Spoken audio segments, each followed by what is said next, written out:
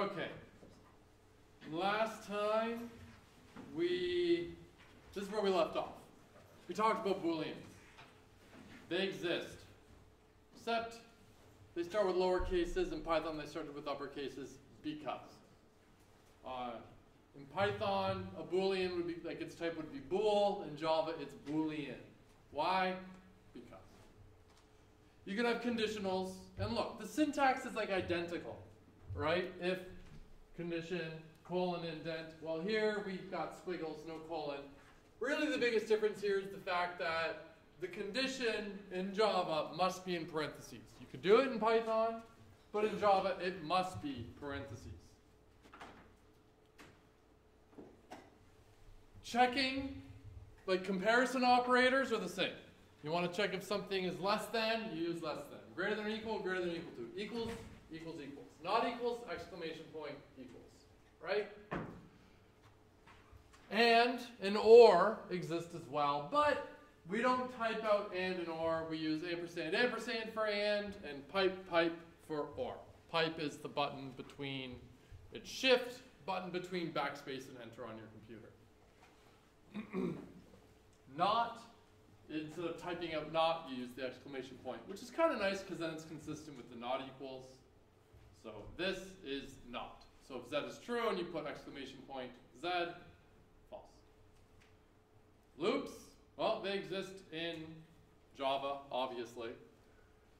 Look at the syntax for the while loop over there, and look at the syntax for the while loop over here. Like the if statements, really the difference is the squiggles and the fact that we have parentheses around the condition.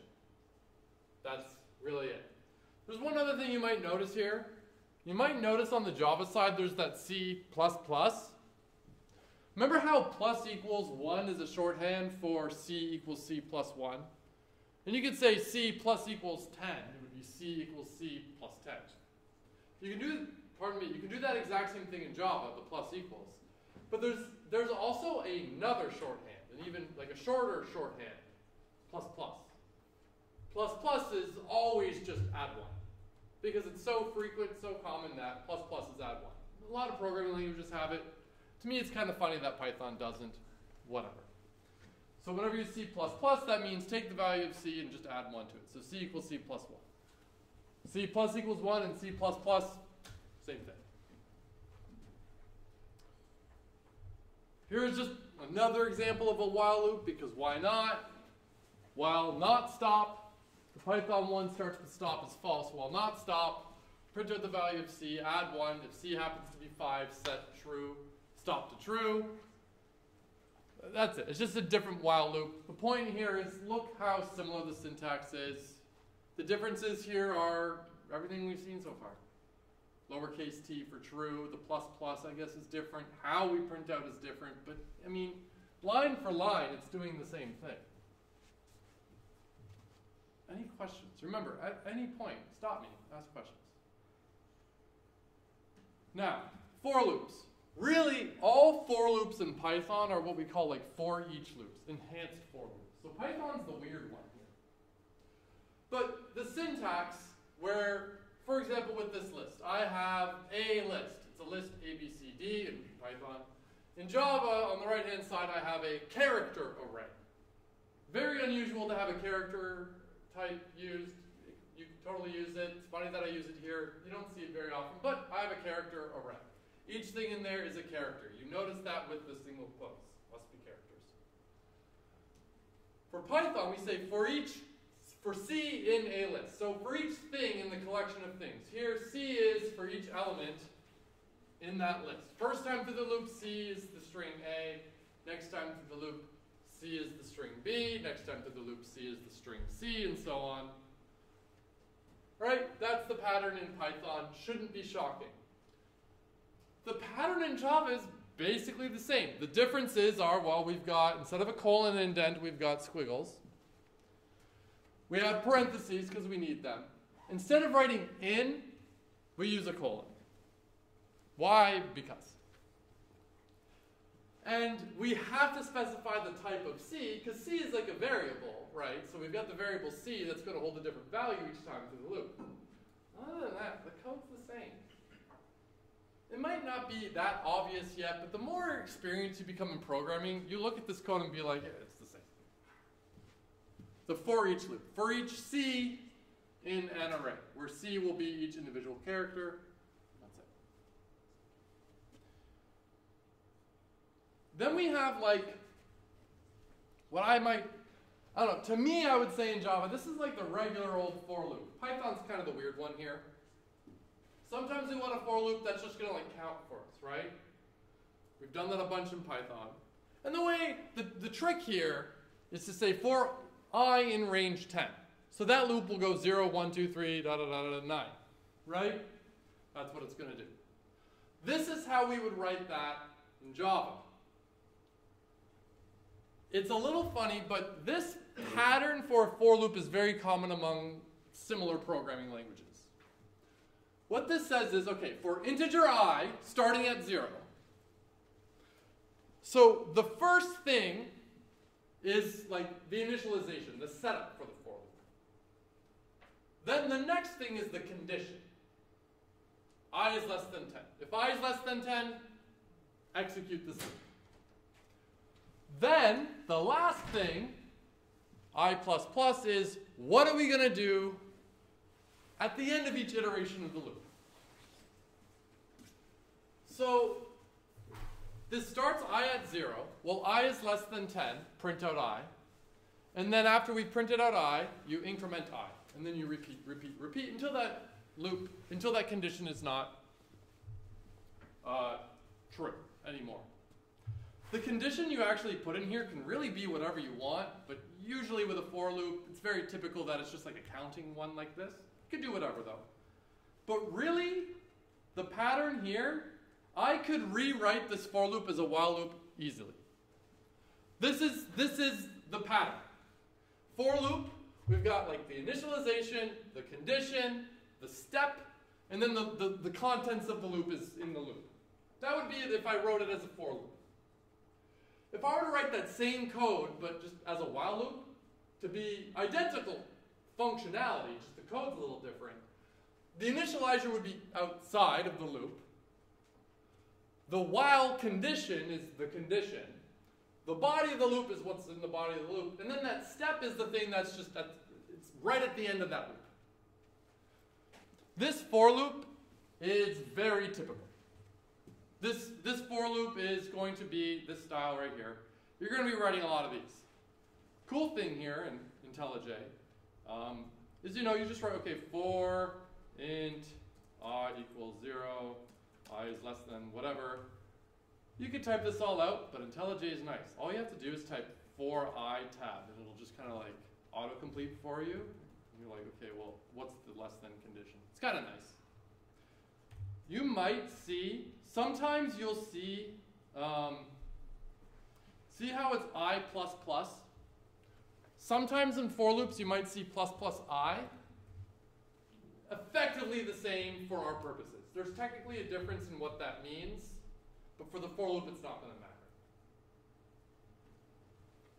matter.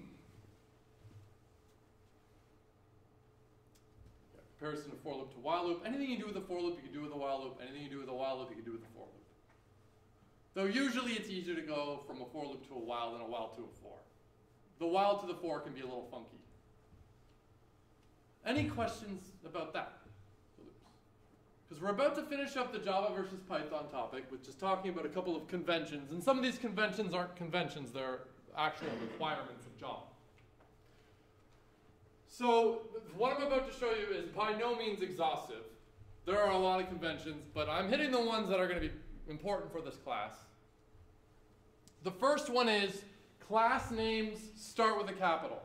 This was the same convention as Python. They don't have to, but if you don't, everyone will hate you. So your class name always starts with a capital, and it follows camel case. That is like every new word, you don't have a space, you just start the next word with a capital. So some class, camel case. The name of the file that your class is in must, this isn't a convention, this is a requirement, must be the same as your class. So if I have my class called SomeClass. The file, it's got to be called SomeFile or SomeClass.java.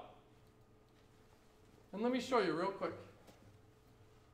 If I go down here, my class here is called lab1, and the file here is lab1. There is a .java there, it's just not showing me. So there's lab1. If I go here and call it like lab10, IntelliJ is going to get all kind of mad at me. Like lab10 is public, but the declared in a file named lab10, but there is no lab10 Java. If I go over here, is it going to tell me anything? Well, it's just underlined, telling me there's a problem here. Because I tried to mismatch the names. Java, like, it will not work at all. So they just have to match. Why? Because someone said so, and that's the way it is. Yeah. Back on the Java there. Yeah. This the lecture 162. What is that denoting at the top? Here. Yeah. Is that just like containing all the classes? So that's my project. So this is a good question. This is one of the nuances of IDEs. All IDEs are going to be very similar, but I realized coming from 161, we used Colab, and it didn't really have a lot of these bells and whistles. This is a project. And within a project, you can have a lot of different classes, and a lot of different other variety of files or whatever, right? So I have my project called Lecture 162. That's the name of the project. And then within the project, all of my source code files are going to be in the SRC folder. Sometimes you have projects and there won't be an SRC folder. That's fine. It just depends on how the projects are configured. But usually you have an SRC folder, and if you don't put them there, IntelliJ will be like, I don't know what this is. So that's where you put your code, in the SRC folder. And then within it, I have 3 classes. I have Apple, Lab1, and Lectures. Here's Lectures. I have a main in Lectures, and I have a main in Lab1. And that's fine. I can have as many mains as I want. I have to have at least one in order for this code to run. But when I go to run my code, I'm only running one main at a time. So if I wanted to run this one, I would say, well, run the main in the Lab1 class. If I want to run this one, I would run the main in the Lectures class. That's all. So you can have a main in each class if you'd like. That's not typical, but you could. And you can't have more than one main. Yes, you can. You usually don't. But depending on the program or the project, totally could. But for like the assignments and whatnot, you'll only ever have one main. Yeah? So are those almost kind of like equivalent to like the different cells in Colab? Honestly, yeah. You can kind of think of it like that. Really, as far as Colab's concerned, everything in a different cell is really in like one big file. But because in 161, our programs weren't getting too crazy, the craziest program was assignment 4, and you had 2 separate classes. And typically, you would want those in separate files, right? But we did it all in one, because you can in Python. Now, as we carry on learning more programming, our software, our code is going to get more and more complex because we're solving more and more interesting, complicated problems. And with that, it becomes kind of hard to manage your code if you just have it like something in like a Colab notebook. Good luck, right? So that's where we like to have separate classes, where each class kind of has its own purpose. The classes is just like another level of abstraction, right? You've got your code, right? And then eventually maybe you want to make a function because you're reusing that code all the time. It makes sense to make it a function, so you can call that function anytime you need it. And then next thing you know, maybe you've got a bunch of functions. You've got a lot of functions. You've got like 24 functions. And you're like, you know what, like 10 of these functions are all kind of related to one certain thing. So maybe I'm going to put those in their own class.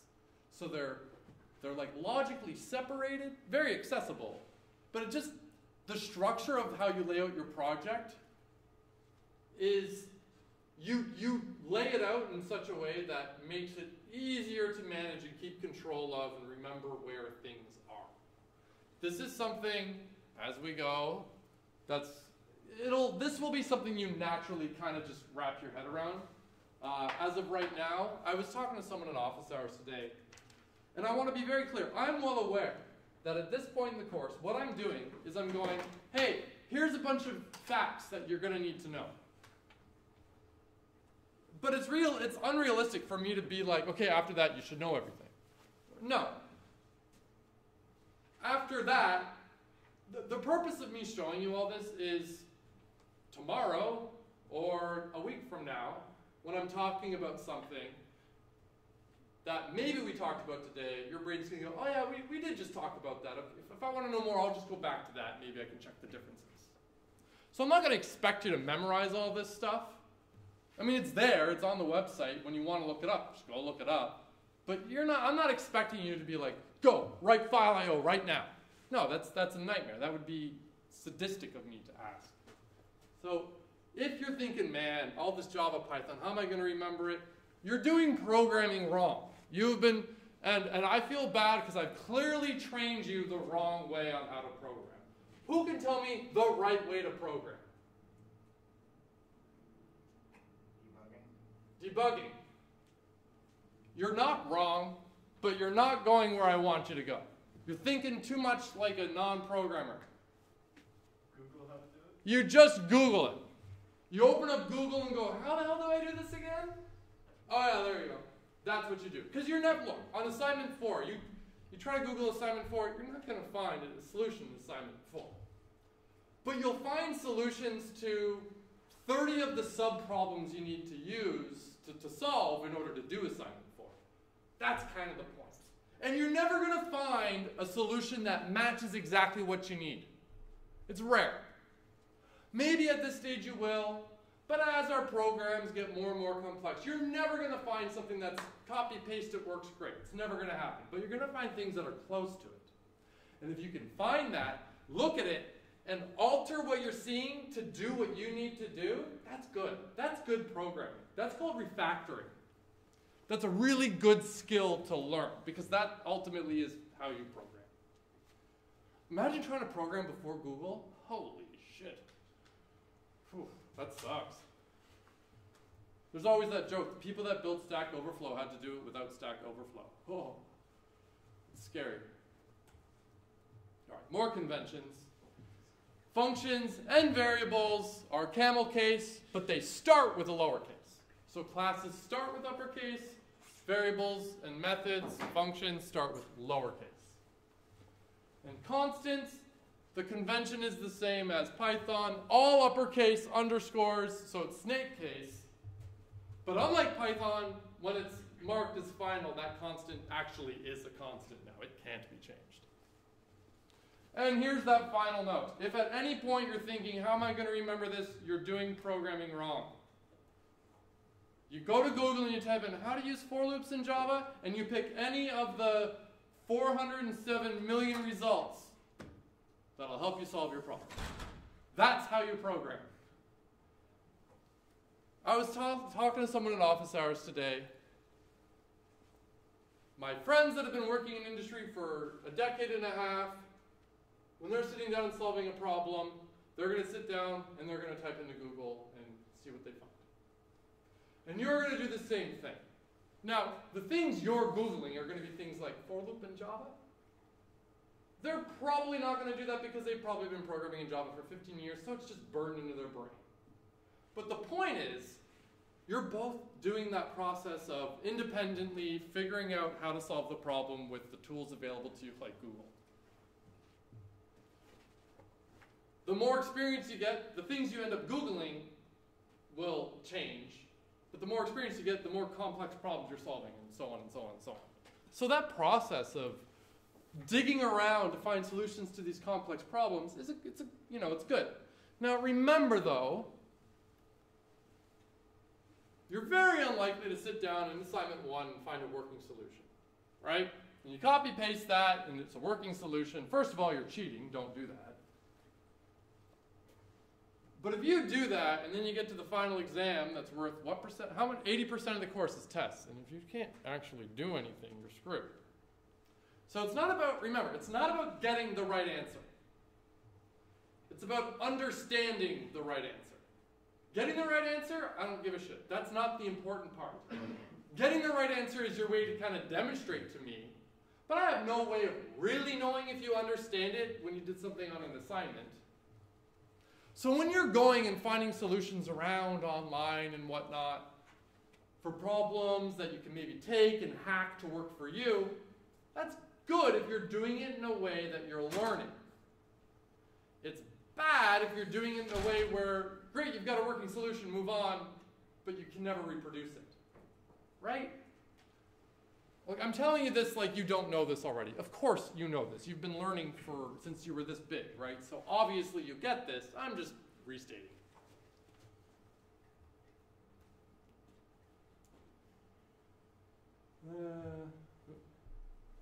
All right. So how are you going to get better? Practice. That's it. It's the only way. Where to practice? Caddis, whatever. For fun, you can go back and solve the problems for 161, even the assignments in Java just to get practice, whatever. Just whatever. Just go find problems to solve, practice. It's the only way to get better. The textbook has a crap load of problems that you can solve too for practice. The only way to get better at doing this is practice. I know I said it last semester. You can go and watch every single YouTube video about how to play piano on YouTube. Every single one. There's probably like billions of hours worth. And if I plop you in front of that piano, you're probably not going to really know what to do. You actually, in order to get better, you got to sit down and do it. Same coding. You could watch you could read all this content all you want. You can watch all the YouTube videos for this course all you want. You can find every YouTube video on programming all you want. But until you sit down and do it, you're not going to learn a thing. So practice.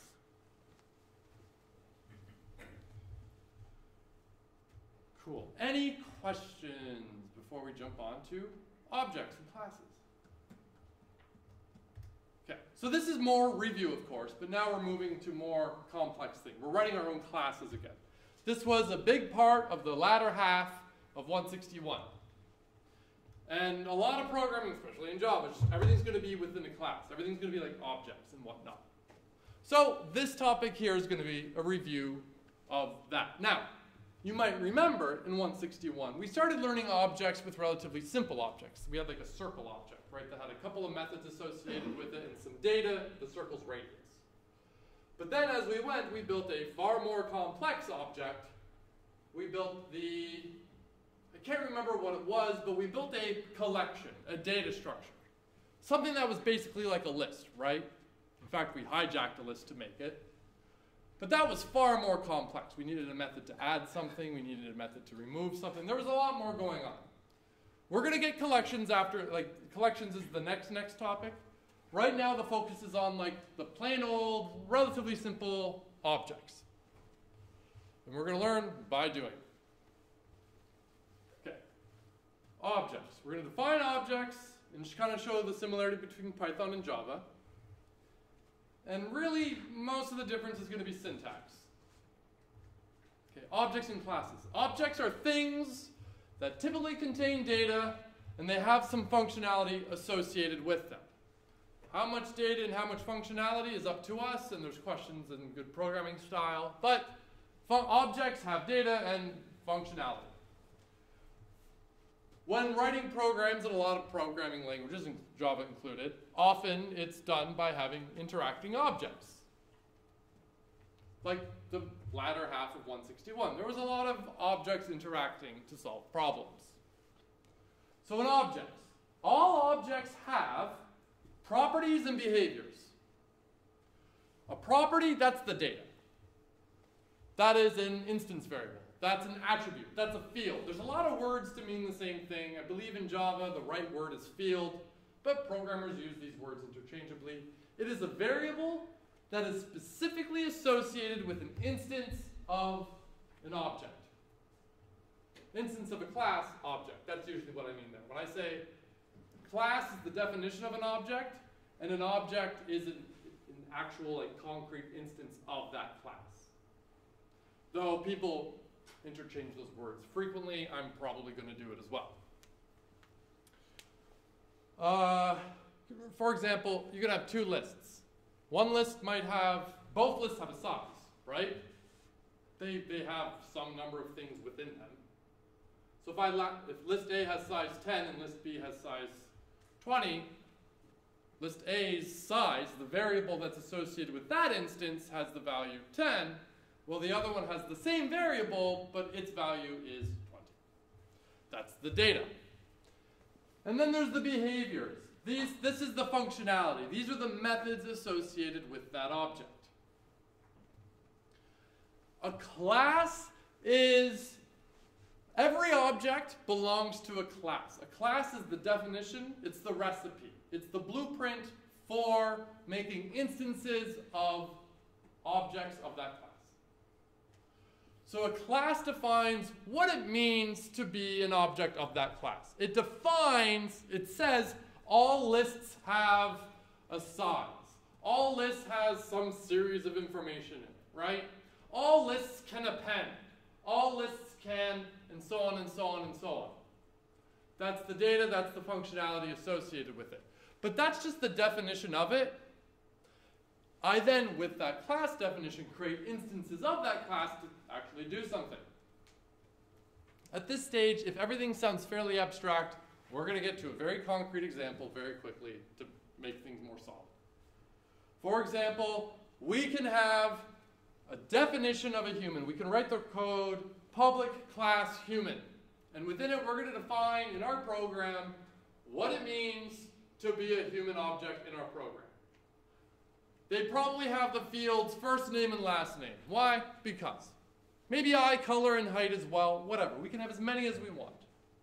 So all human objects will have those fields, those properties, those attributes, those instance variables. They all have a first name, but the value of those first names will differ depending on the individual. Same with last name and so on. And maybe all human objects have the methods eat and go to bed. Because. What that means exactly, let's not worry about that, but those methods exist inside the class along with the code that doesn't. But that's just the definition. I create instances based off that definition, which is trivial to do. The hard part is writing the class. Making an instance is one simple line of code. One could then make a Bob Smith instance of a human. First name Bob, last name Smith, and then we can say Bob Smith go eat. Right? And then that instance would go do whatever the eat functionality, whatever the eat method says it does. All objects of the same class have the same fields, but their values are going to be different. All instances of humans have a first and last name, but Bob's first name is Bob, and we can have Jane Doe, and their first name is Jane. Two instances, they're both humans, but they have different values associated with them. And objects of the same class have the same methods, but calling a method on one instance versus another, well, it depends on what the method does, but consider the list. If I say alist.append and blist.append, they both append, but they append to their respective lists, right? So, but why? Why are we bothering making objects? In Python, we didn't need objects until the latter half of the class. And there are some programming languages where there's no such thing as objects. So why are we doing objects? It's a valid question. This is called, Java is a type of programming called an object-oriented programming language. There are other languages where objects aren't a thing. And you can do anything in one that you can do in the other. But one thing nice about objects is it really facilitates abstraction very easily. It's that same thing.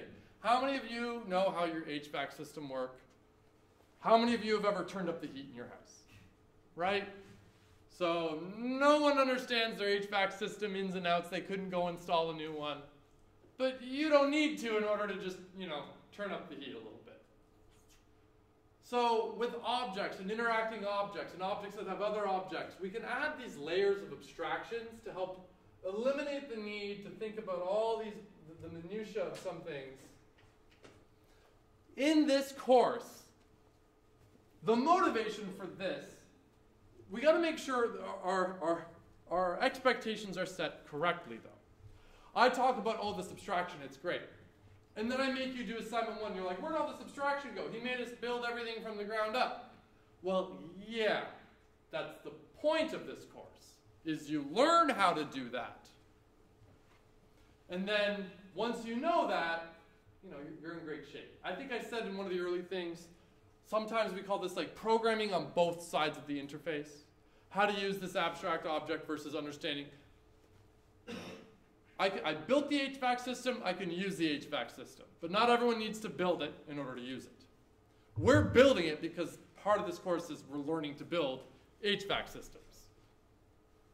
Code, right? These complex objects and data structures. So the object-oriented programming is a nice handy way to really facilitate that abstraction in the layers of abstraction. But we are going to be looking at a variety of layers of abstraction in this course by design. Okay, high-level idea. So let's start building a class. So every class typically has three things. Really, two things, but let's call it three for ease. The data, the fields, the methods, that functionality, and a constructor. At least one constructor, though you don't actually need to write one, because if you don't, one exists already for you. Also, technically, constructors are methods, so I could have said two things, but constructors are kind of important, so we'll keep them out as a third thing. Fields, methods, and constructors. In Java, code class, our class code is written in a file with the same name. You always want to have one public class per file. There's a way to have more classes per file, but it's not a public class, and it's a mess. Just always have one public class per file, and you're good to go. And we saw an example of that. I have a lecture class, an Apple class, and a lab class. A lab 1 class, actually. So we're going to do a contact list example, which may be the exact same example from 161. I can't remember. Maybe it's not. But if it's not, it's going to be damn similar. We're going to build a contact list. A contact list, the purpose of the contact list is a contact list object is going to be a collection, a data structure, that is going to manage contacts for us. It's going to be the object managing the data for us. We have a way to add information to that list, remove information from it, access it, that type of stuff. It's going to manage that information. But the contact list is also, its role is to manage our contacts, and our contacts are friends. So we want a program that's going to keep track of contact information for friends. This is a silly example, but it's a good one for learning. So we want that program. So we need a way to keep track of that information, and we need a way to keep track of the individual friend, the information relevant to a friend. So when thinking of how to design this, well, I can have one class to manage all that information. And within that class, I could also somehow store first name, last name, contact information, whatever. I could do that. But I can maybe abstract that out and make another class, make a friend class, whose only purpose is to store data about that friend. That's it. To store information that we can look at about that friend. So we'll make a friend class, and then we'll put friends in the contact list. Okay? That's the idea. We're going to start, though, in this topic by building the friend class. So if you've got your programs open and you do want to follow along, here's how I'm going to do that. Right-click, New, Java class, friend. There. I'm ready to go. I right-clicked on the SRC, if I did that real quick. But right-click, New, Class, and I just typed in friend, hit enter, and boom, there we go. There's nothing here. That's good. But now I've created a new class, and it's ready for me to start writing code in there. So this is a good place to start. What information do we want to store about our friends? Well, we could choose whatever, but for the purpose of this topic, let's keep track of their first name, their last name, and email address. Because. So those are the fields. Those are the instance variables. Those are the attributes, the properties of an individual friend. I'm going to try to use the word field, but I'm using the variety of words to make sure it's obvious. They're just variables that are associated with the instance of a friend.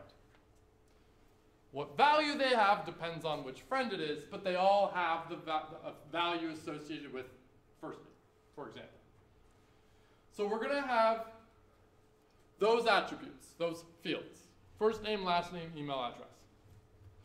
We're also going to have a constructor, because we need a constructor. And just like Python, the constructor is a special method that's purpose is to just do some setup upon creation of that object. When I want to make a new object, well, how do I do that exactly? For our purposes, it's going to be straightforward. It's just going to be assigning some values.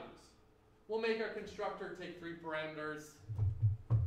That will just assign the fields for the class. That was typically what we did in Python. And what behaviors?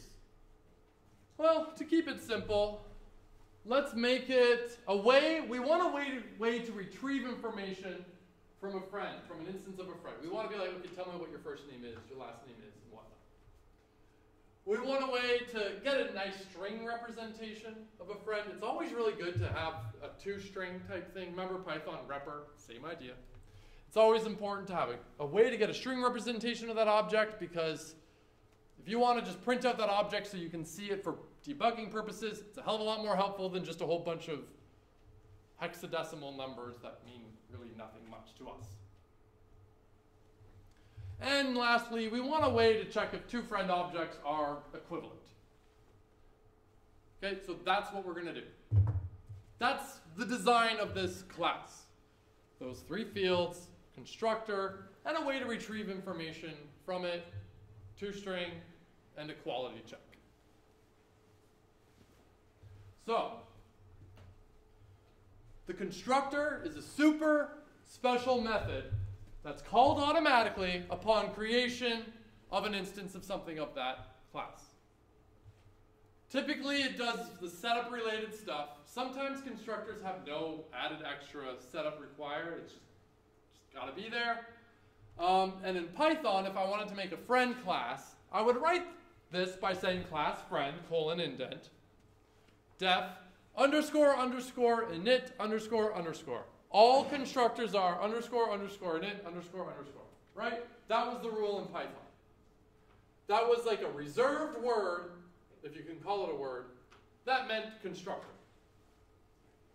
Java has a similar-ish idea of a reserved word, but it's not a reserved single word. It's the name of the constructor is going to be the name of the class. So you would say public friend for your constructor. And your constructor should be public. But there's a hell of a lot more stuff going on here than there was in Python. Okay. To be fair, half of it is comments, right? I didn't add comments there because I was lazy. Or this one comment, which is not particularly good. But there's no doc string. Fine. But often it's good to have a comment describing the class, what its purpose is, and each method along the way. So, a plain old Java class to keep track of friends. A friend will know its first name, last name, and email address. This class provides getters, accessor methods for the attributes. Could be checked for equality. Whatever. I just describe what it can do. Because it's always good to have good documentation. Ignore this for a moment. We've got our constructor. The constructor's public.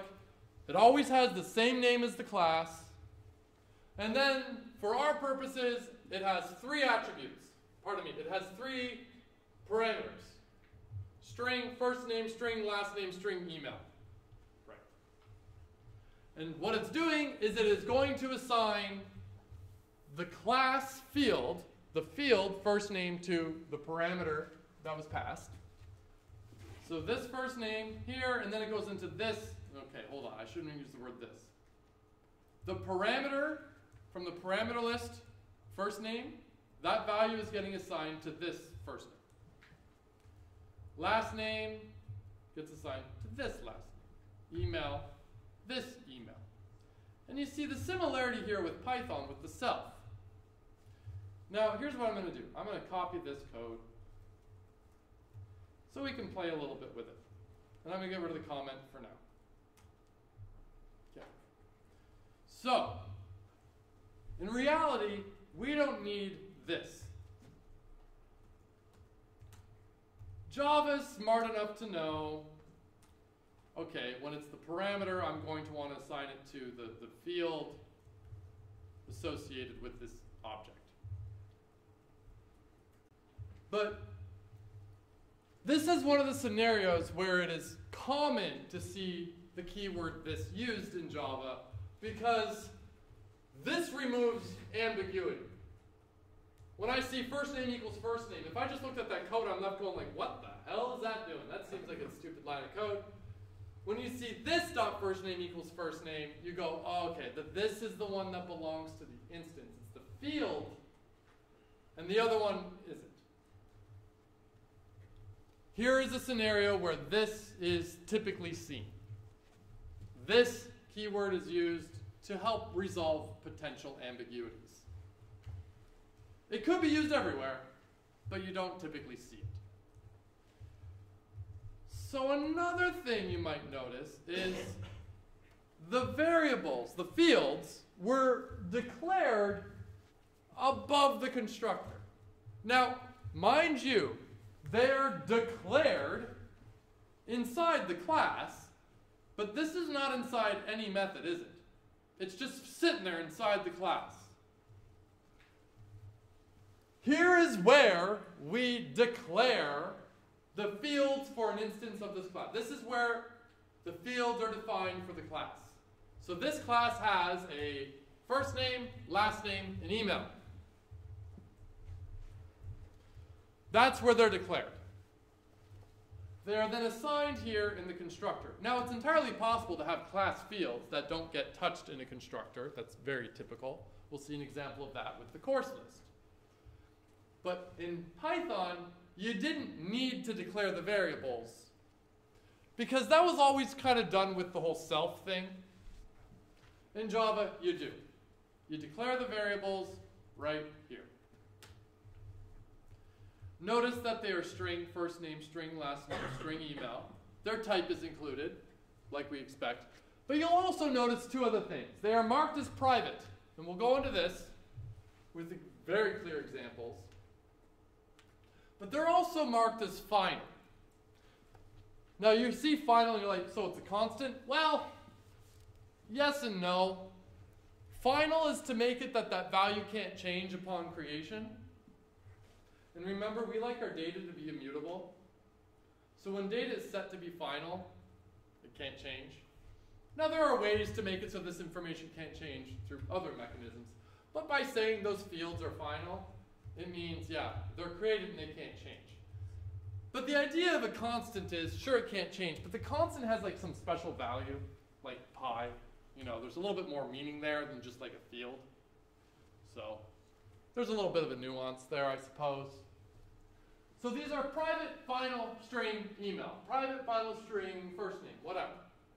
So they're private, meaning these values are usable inside this class, but not elsewhere. I can't access them like that. I can't get them. They're final. Once they're created, they can't be changed. And we can create an instance with this constructor. Another thing I'll notice, in this example here, the class is defined as final. I'll start by saying this really isn't that necessary, but for those of you that noticed it and wondered what the hell is up with that, final has a slightly different meaning in this context. It means that you can't make a subclass of a friend. Why is that important? It's not right now, but whatever, it's there. So for fun, let's go to lecture, and let's make a friend.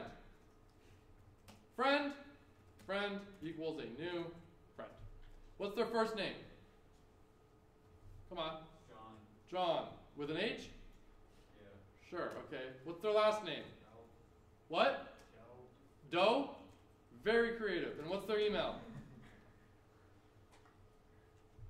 I mean, you gotta get creative here.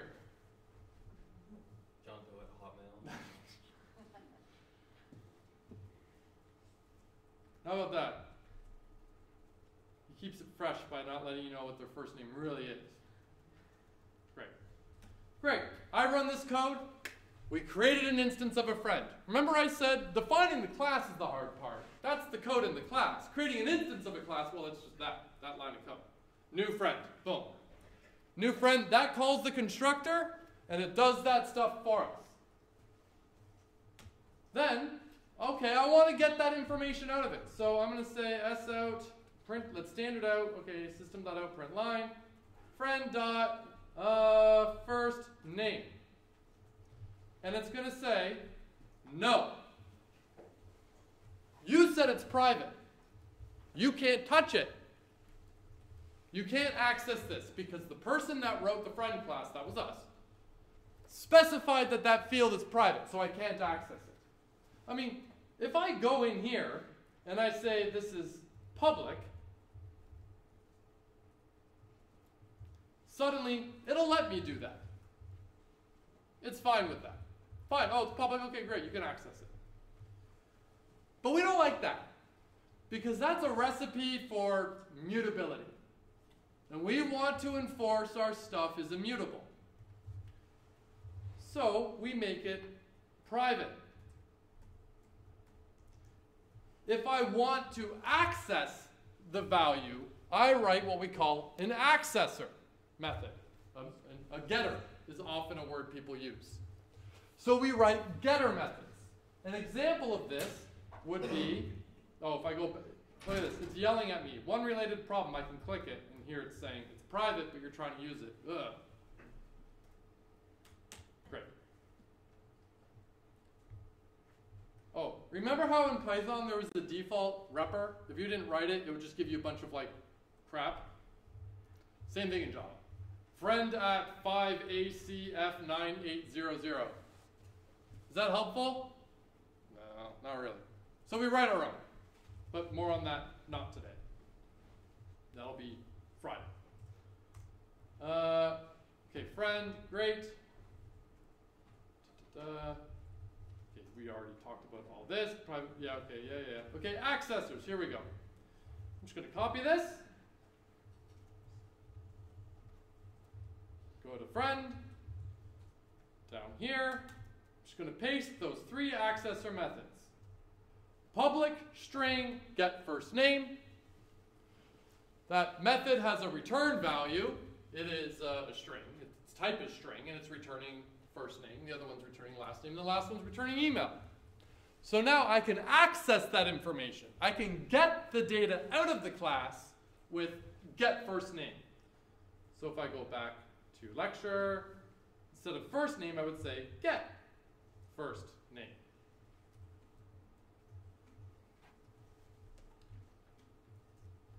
Run. Then we see job. So I use the accessor to get it.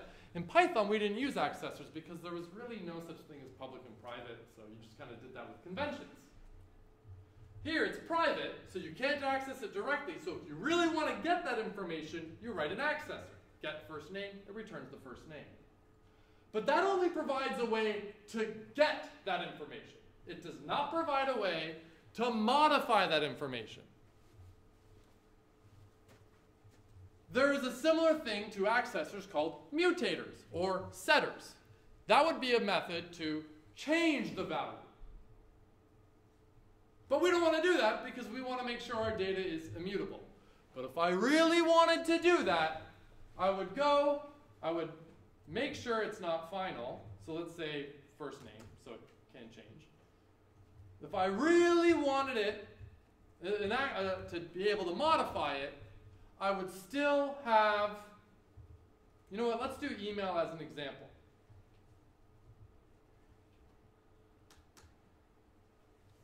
I would write a set email, public, void, because it's not going to return anything, set email to string, new, or just email. And then it's going to take this dot email and assign it to the new one that just came in, email. Great. So now this would give me a way to actually modify that value. So I can set it and do it.